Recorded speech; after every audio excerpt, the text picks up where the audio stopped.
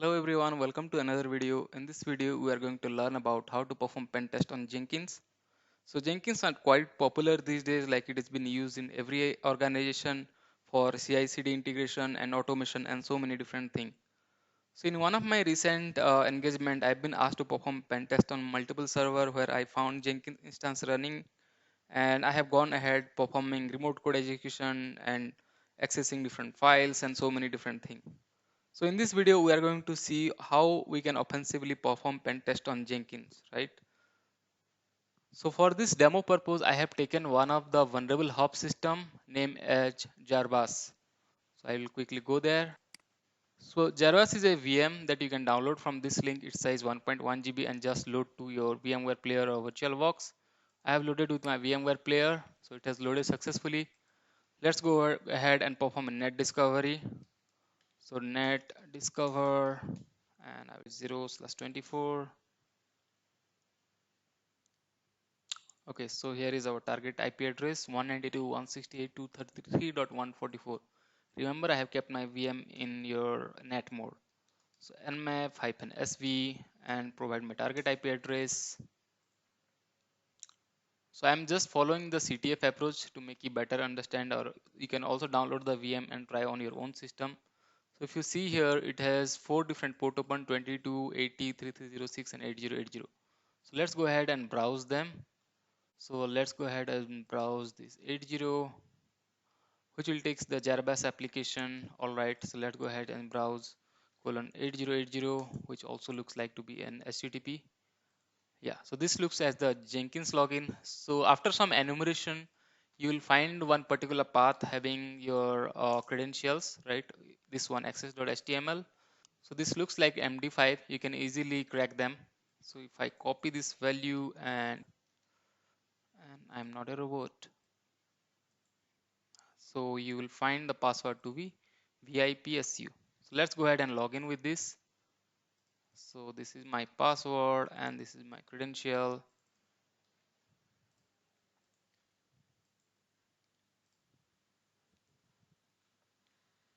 So once you see it's been logged in successfully, so in some of the cases you might find that it will be not that having credential protection everywhere. So we are going to use Metasploit to launch attack. So I will type msf console, then I will search Jenkins for any known exploit. So if you see here, there are multiple exploit available. So I am going to use one of the exploit, that is your multi Jenkins script console. So this is a console that is typically everywhere with most of the Jenkins installation instance, which is vulnerable to various attack. So let's go ahead and use this. So I'll say use 9, and if I type info, then I can see what all the commands that it needs. So it says like target you can set to be Linux, and then various options you can set here. So let's go ahead and do that one by one. So I will type set rhost to be my target IP address 144, set r port to be 8080, right? And then I will say set username.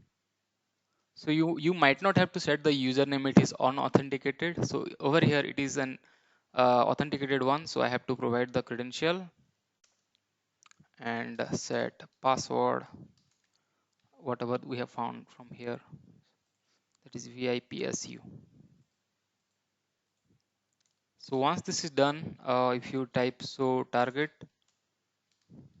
which you already seen, we have to set this target to be Linux because this looks like to be Linux only. They vulnerable how you won't get any Windows, right? So you will type set targets to be your. So once this is done, all you have to send is type exploit, and okay, it says unexpected relay from the server.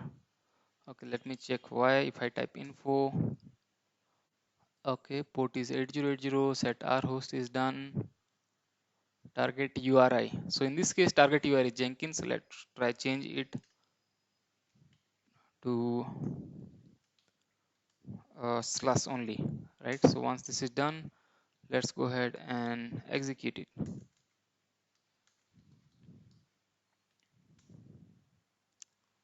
Now it is sending the stager, and you could see that it has opened my Meterpreter session 1. So I can type, okay, that's fine. If I type sysinfo, then this will tell me this is the Linux system.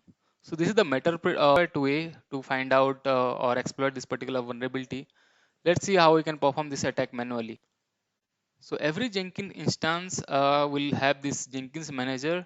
If you go to this Jenkins manager and scroll down, you will find there is something known as your script console, right? So script control console executes arbitrary scripts from administrator or troubleshooting diagnostics. So if I open this, this is the console that you will see. So there are some of the known exploits which are attached to it.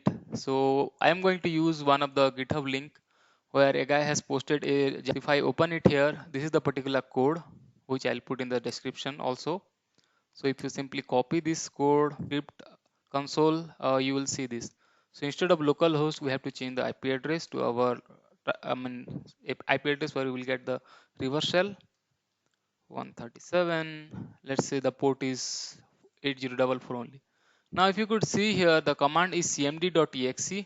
Let's change it to our bash, right? So bin/bash, and let me initiate a listener. So nc -nlbp 8044, right? So it is listening to connection. So as soon as I run it, you could see that connected to this from this unknown source 144. If I type ifconfig, this will tell me the IP or the detailed configuration, right? You can type ID also, this will say the Jenkins user. So this way you can get a remote shell to your system. Now also there is another way. Basically you have to utilize the script console to write various commands. So if I open one more exploit, so you can read here the Groovy execute command shell, and other guy has also written this particular command, right? So which we also can use. So let me copy this and write it to my console.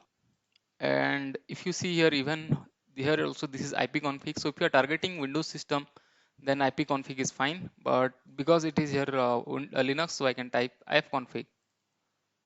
So you can see the configuration detail. So you can also run multiple other commands also, like cat etc password or shadow file, or maybe whichever file is sensitive file, like configuration file and other thing to get the sensitive data. Or you can also collect the hash by etc password or shadow file, then start using your John the Ripper or something cracking tool to, or hashcat event to perform cracking attack, right?